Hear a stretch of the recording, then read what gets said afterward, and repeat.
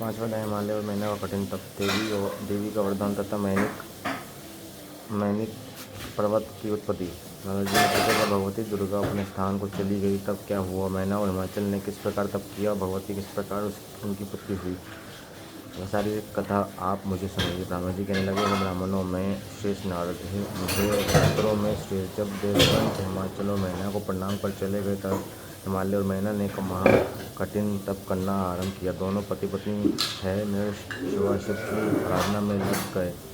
27 वर्ष तक उन्होंने कभी जल पीकर, कभी वायु पश्चिम कर, निराहार व्रत कर शिव सहित भगवती की मनमयी प्रतिमा बनाकर उनका अखंड पूजन किया। इसके पश्चात यज्ञ में उमा मैन्य पर प्रसन्न हुई और प्रकट होकर बोली कि हे गिरी कामिनी, मैं तुम्हारे तप से प्रसन्न हूँ। तुमने जो प्रार्थना की है मैं तुम्हारी वही वासना पूर्ण करूँगी।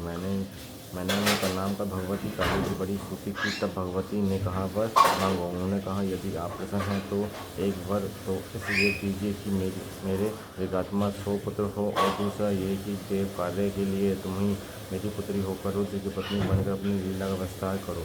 देवी ने तथास्तु कहकर प्रस्थान किया और मैना की पर्वतराज से जा मिली।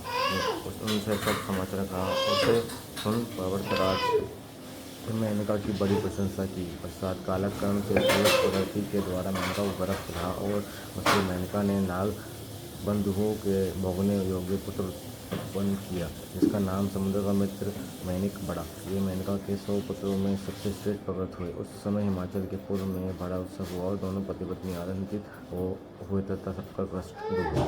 भगवान ऋतिक पार्थिव का समाप्त।